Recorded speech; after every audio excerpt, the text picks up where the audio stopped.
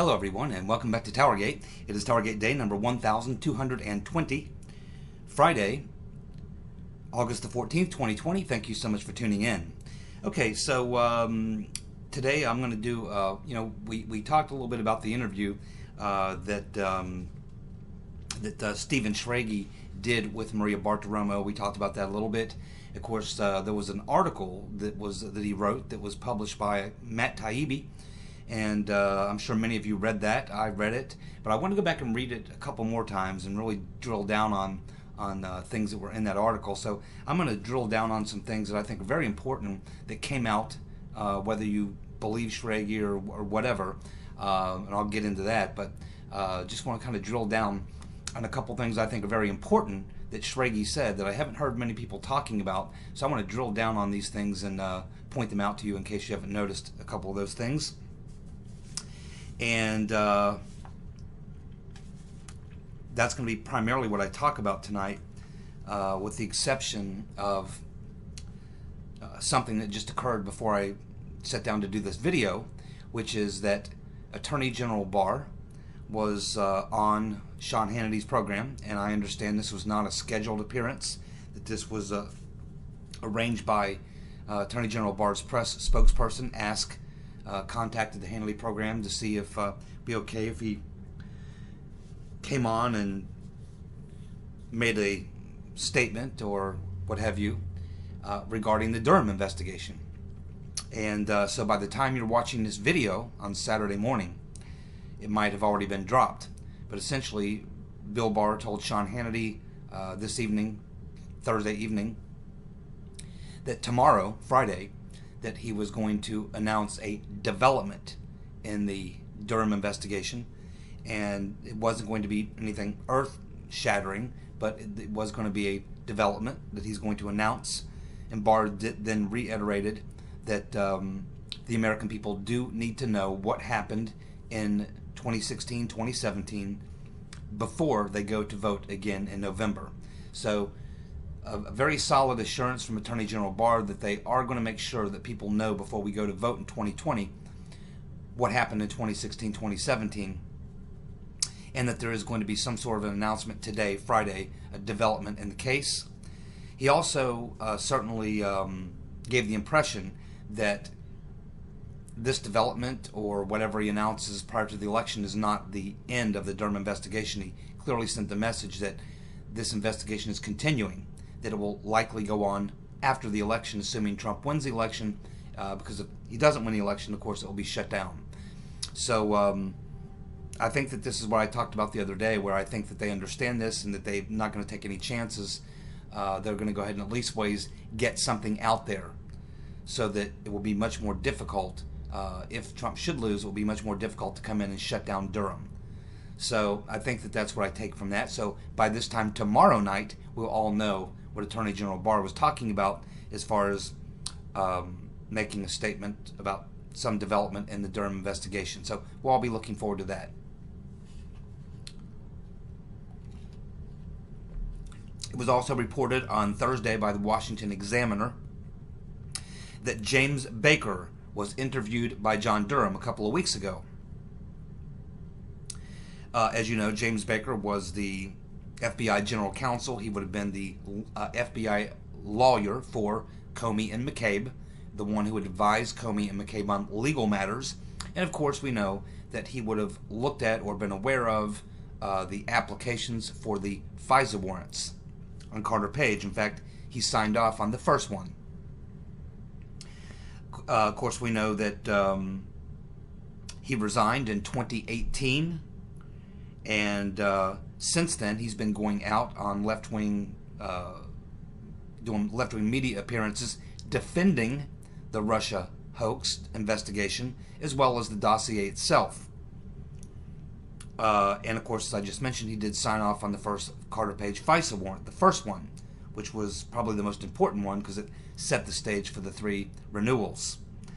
After resigning, and let's face it, he was forced out. He didn't just resign, he was forced out. He went to work for Lawfare, as well as he became a contributor to CNN. Now apparently he's no longer a contributor to CNN, but now he's moved over and he's become the legal counsel for Twitter. The legal counsel for Twitter. So we learned from people who the reporter who spoke to Baker, asked him about, what kind of questions Durham asked him, and if he got any sense of who the target or targets were of Durham's investigation based on the questioning.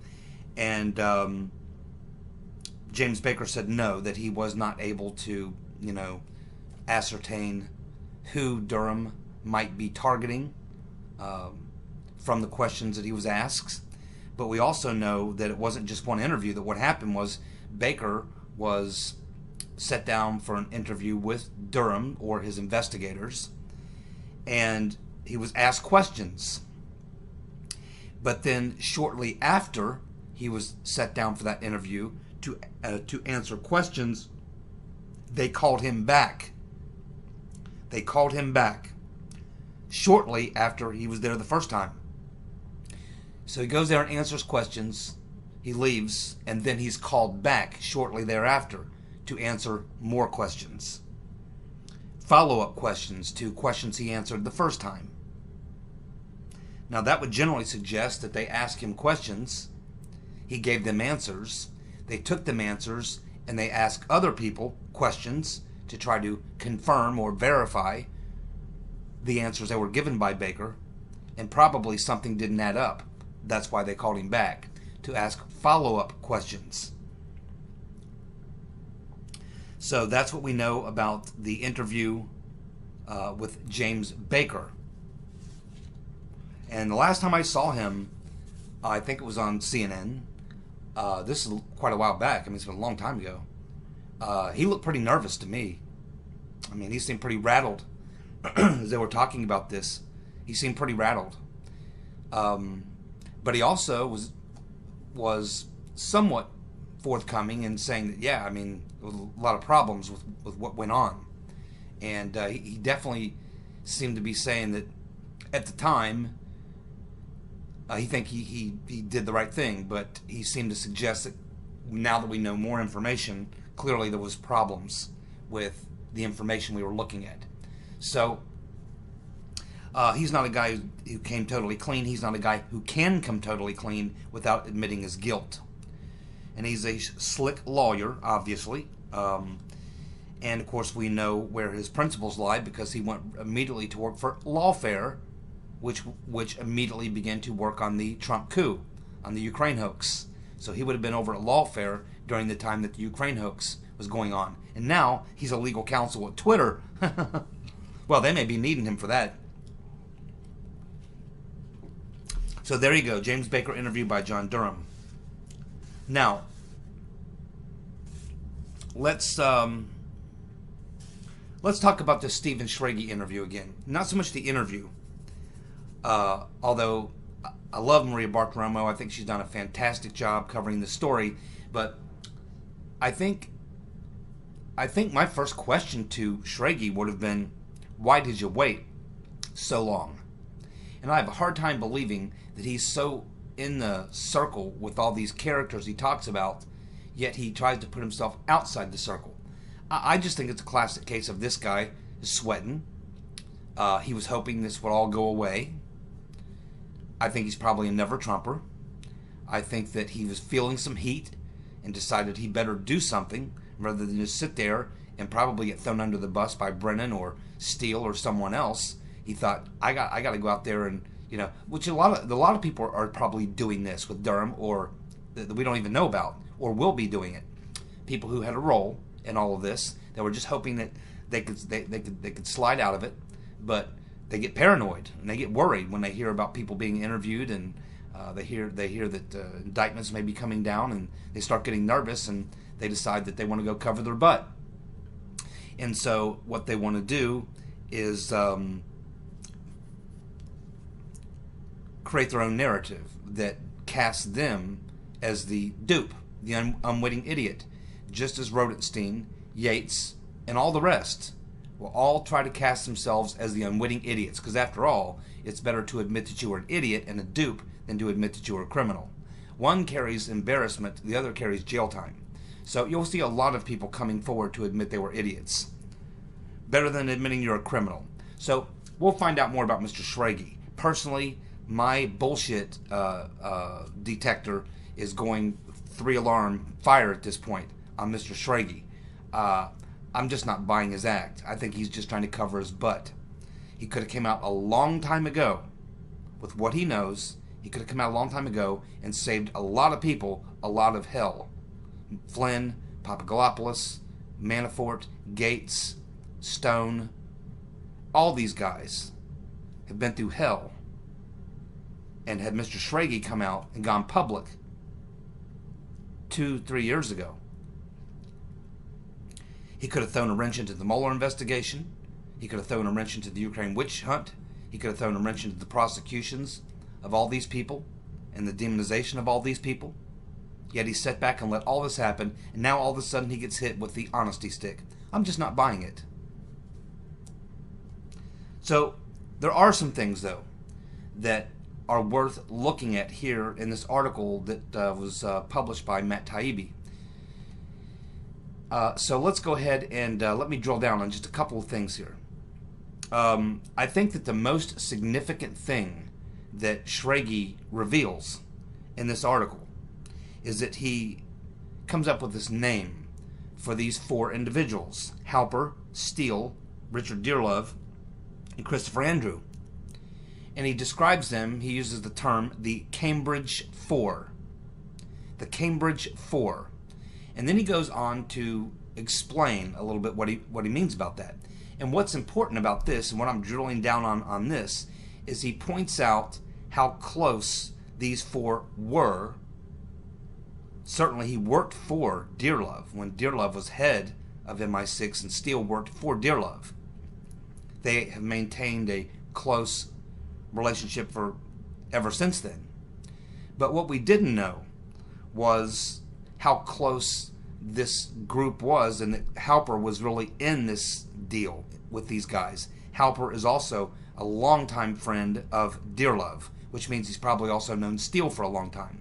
And as most of you know, who've been watching my channel, I have suggested for a very long time that I think it's very likely that Halper was actually feeding Steele. Halper was feeding Steele. And I've believed that now for quite some time.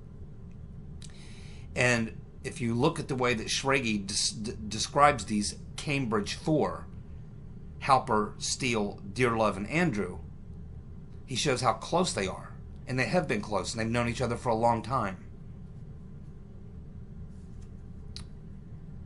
So just the very fact that you have Halper and Steele in the same inner circle. Halper is literally working as an FBI informant. Steele is working as an FBI informant. Steele is producing information which he is submitting to the FBI, and they're paying him. Halper is spying on people for the FBI, and the two are locked in this cabal along with Christopher Andrew and Dearlove. And they all hate Trump.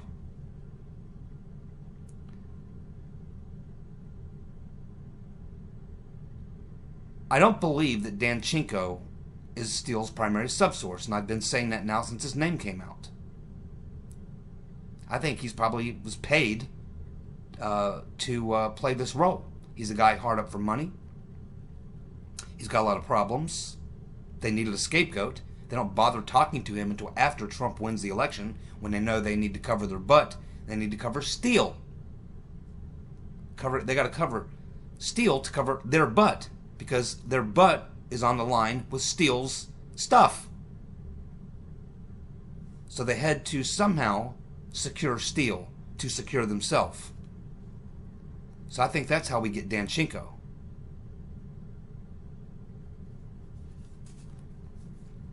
And as far as Danchenko's sources, they could never be, probably very unlikely you would ever even get to talk to these people. They've all been identified now, by the way, by name, or we believe they have been. They're all just friends, just social media friends of Danchenko, people he grew up with or knew in Russia, that are his occasional drinking buddies whenever he sees them.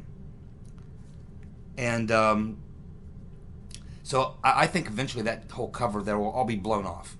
I think we are eventually going to find out that, like I've been saying for a very long time, the information that was that Steele was putting out was being fed to him. Inside job, being fed to him through people on the inside. Halper would be one of those people. And I think that there were people within the Clinton campaign working with Confusion GPS feeding Steele as well. I think the information flow wasn't from Steele to them. I think it was from them to Steele. And all he was the laundroman. He just turned it around, did a little editing, slapped his name on the so-called dossier, and fed it back to him. I think that's exactly what happened. But I think that the most interesting thing in this entire article is to learn the close relationship between Steele and Halper and this little group at Cambridge. Because we always wondered, for a long time we wondered, does Steele know Halper? I mean, they run in the same circles. They both hang out and know a lot of the same people. So what Schrage's article, or what the article does, is it leaves no doubt anymore of what we suspected almost had to be true, which is that Halper had to know Steele. But now we know that they just didn't know each other, that they were actually incommunicado, talking regularly. Not just Halper and Steele, but along with Dearlove, who Schrage names as having more of a role in creating this stuff than what we've been led to believe up to this point. And of course, Christopher Andrew, he seemed to be playing both ends of the wick. So I think that this is probably the most interesting development to me, because now it shows that there clearly was direct communication between Christopher Steele and Halper, the fat man. And they're both being paid by the FBI. One as an informant, and the other one to do spying. I think it's nearly impossible to believe that Halper was not feeding Steele. Question is, who's feeding Halper? Again, it's probably coming from the inside. I think Steele was probably being fed through several people. And I think that Halper was one of them. Now, something else that Schrage points out is that Alexander Down the Hatch Downer is also a frequent resident there at Cambridge and knows all of these guys. Knows Halper, knows Steele, knows Dearlove, knows Andrew very well. Downer is also in the clique. He's in the clique. And again, as I always said, Halper has to know Downer. And the only name missing from this equation is Mifsud. But I guarantee you can plug his name in there as well, because he hung around the same London people as all these guys do.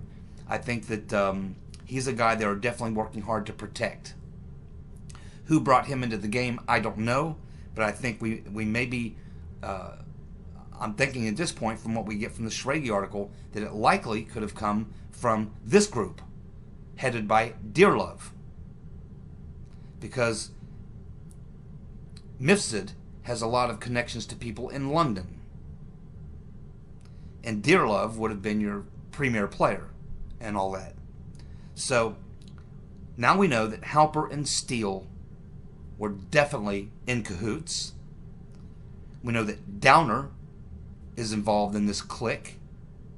And there's plenty of circumstantial evidence to show that Mifsud certainly would have known all these characters and was likely in the clique as well. Even though Schrage doesn't talk about Mifsud. Doesn't mean he doesn't know anything about Mifsud, because he says he knows a lot more that he'll be talking about. I'm sure Durham would like to hear a lot more about Mifsud if he knows anything about him. But this is a significant development. Significant. It's been something that I have been suspecting for a very long time. And now that we know that Halper and Steele were in cahoots. Both are being paid by the FBI. And both involved in this plot. And now we know that they weren't separate entities, distant, not knowing one another, and they were just coincidence. No, no, no. They were coordinating, communicating, plotting together, Steele and Halper. And I guarantee you, we're going to find out that Halper had a lot more to do with information flowing into Steele than Iggy and his drinking buddies.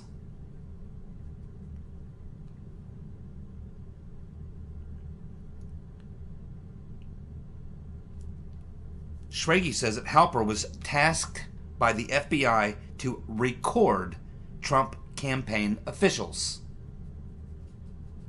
Well, that's a problem, isn't it? Because the recordings that he's talking about all occurred, well, not all, but some of those recordings that we're talking about here occurred before July 31st of 2016. The FBI has told us up until now, nope, we were not actively involved in any investigation to anyone around Trump or anyone around Trump until July 31st, 2016. Well, here is Schrage saying, nope, Halper was tasked by the FBI to record Trump campaign officials. They were recording Papadopoulos and Carter Page, back in the spring of 2016, several months before they officially opened. Now, of course, we just learned from those recent documents, now that Schrage and Page were talking to Confusion GPS, Glenn Simpson, and Christopher Steele before they opened Operation Crossfire Hurricane. So now I think that they've been caught in a lie. I think that what Schrage and others in the FBI are saying is that there are no documents that show that we were doing anything before July 31st, 2016. No documents. Well, I don't know about that, but there's evidence that they were involved. And if it wasn't the FBI, then who was it? I mean, the FBI's admitted that Halper was working for them. But the FBI says that they weren't spying on anyone in the Trump campaign until after July 31st when they opened the investigation. But Halper was spying on the Trump team before then.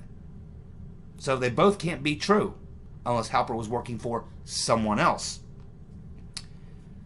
And there could be a lot going on there. It could have been subcontracted out to private intelligence firms. Maybe that's what they were doing. So when Schrage or whoever says, oh, well, the FBI wasn't investigating, well, maybe the FBI personally wasn't, but what if they subcontracted it out to private contractors in London, Hackloot or Orbis or Cambridge spies or what have you? What if they subcontracted the stuff and then to lay the groundwork to throw out the breadcrumbs, and then once they got all the breadcrumbs down, then they open a formal investigation to go pick the crumbs up? That's very likely what happened. What did not happen is that the FBI not being involved in anything before July 31st, 2016. That just simply isn't true. And the evidence that we have today makes that perfectly clear.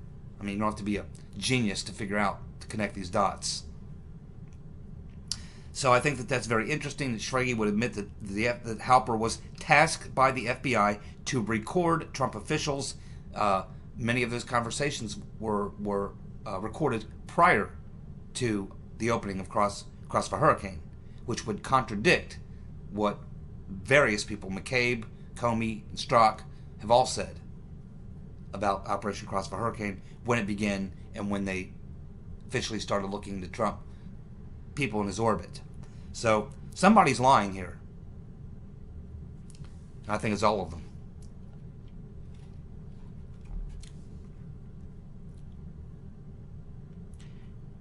Schrage says in this article that Christopher Steele got the story about Michael Flynn having a fling with this Svetlana Lakova. He says that Steele got the story from the Cambridge Four, of which he is one, meaning Halper and Dearlove. So Halper and Dearlove are the ones who are telling Christopher Steele the story about Flynn having this affair with Lakova, who they describe as a Russian, when she's actually a British citizen, and was one of Dearlove's students. She also did her PhD there at Cambridge under Dearlove, and he threw her under the bus.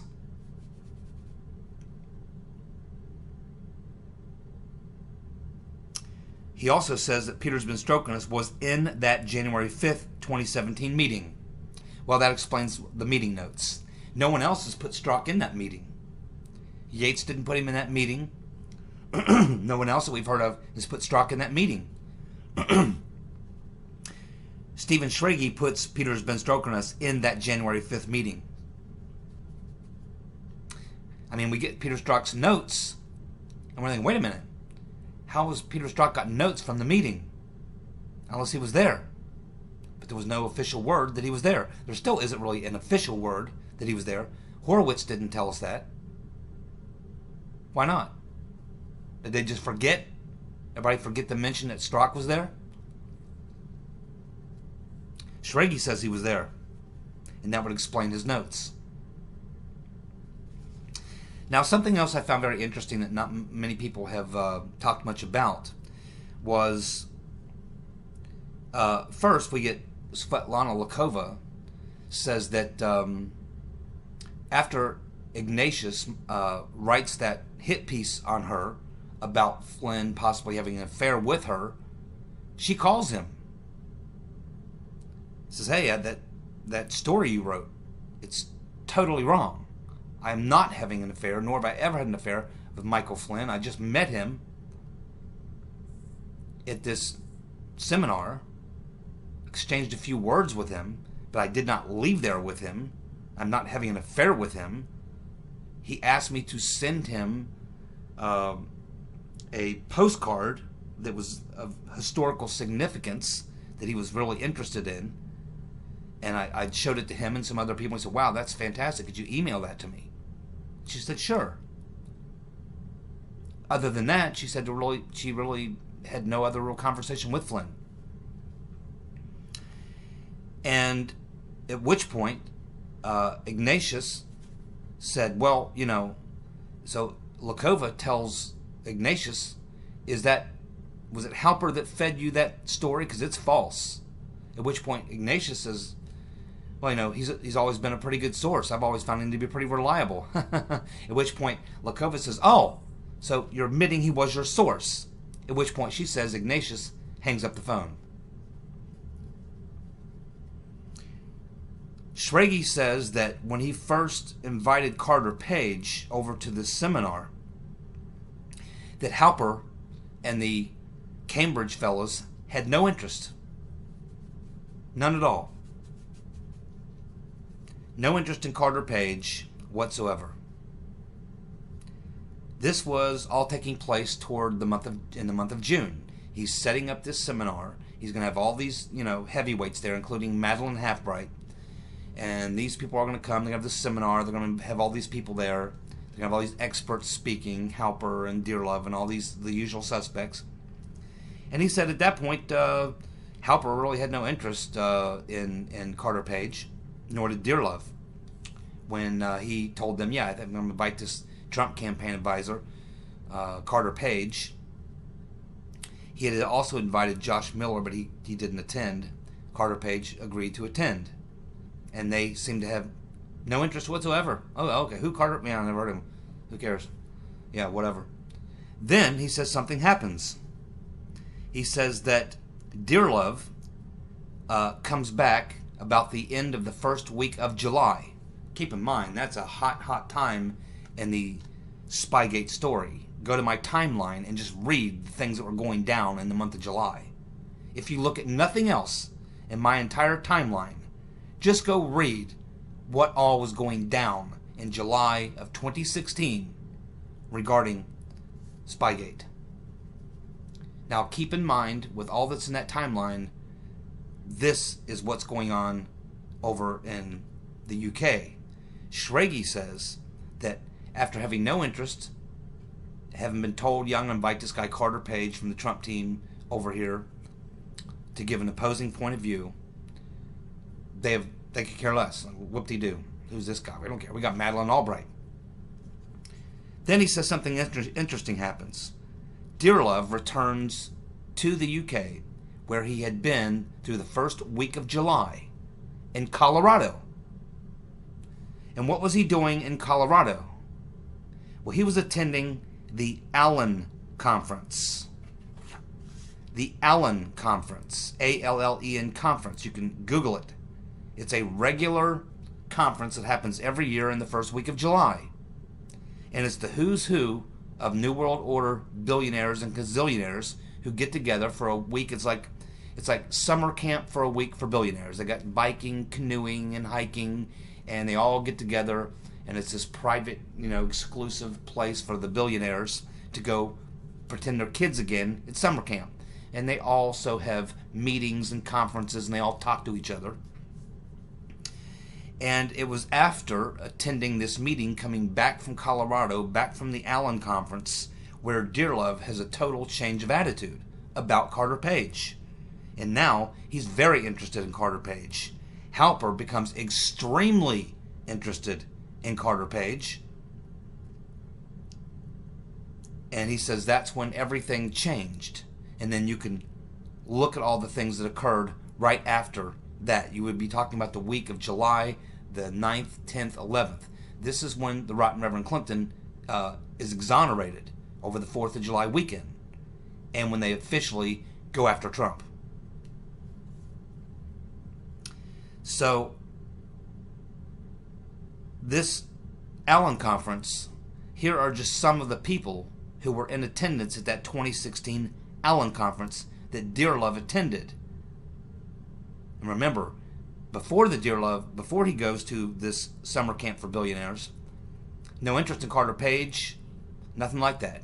He comes back, all of a sudden, he's all over Carter Page along with Halper. And they are seriously wanting to get into Page and dig into him. The following people attended, and this is just some, this is not all, this is just some of the people who attended that 2016 summer camp for billionaires in Colorado. Of course, I already mentioned Richard Dearlove, former head of the MI6. Mark Zuckerberg, Oprah, Harvey Weinstein, CBS's Les Moonves, John Donahoe, who's of course the head of PayPal, used to be head of PayPal, now he's head of eBay, Tim Cook from Apple, Bob Iger from Disney, Sheryl Sandberg she's the CEO of Facebook, Dave Weiner, who's the Facebook CFO, Ken Lowe, who's the CEO of Scripps Howard, Jack Dorsey from Twitter, Stacy Eisner, the CEO of Alice Olivier, Meg Whitman of Hewlett-Packard, Reid Hoffman from LinkedIn, Brian Glazer, Ben Silberman from Pinterest, Sherry Redstone, wife of Sumner Redstone, who just died, James and Lachlan Murdoch, Xander Lurie, Alex Karp, Michael Bloomberg, Little Mike, Michael Dell, and a bunch of other billionaires. But it's not just for some billionaires. There's also some other folks that attend these types of events, such as politicians and journalists and various other people like that who cover these events. And politicians go there to mingle with all these billionaires, probably to try to suck some money out of them. There was one particular politician that was there, and one particular journalist who was there.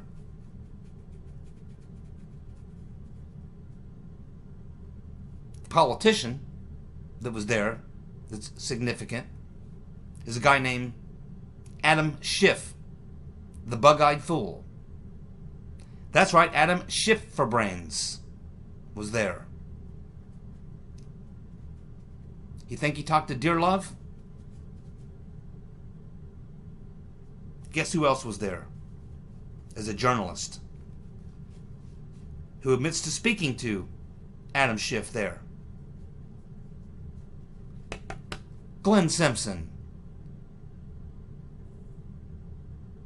Do you think Glenn Simpson talked to Richard Dearlove?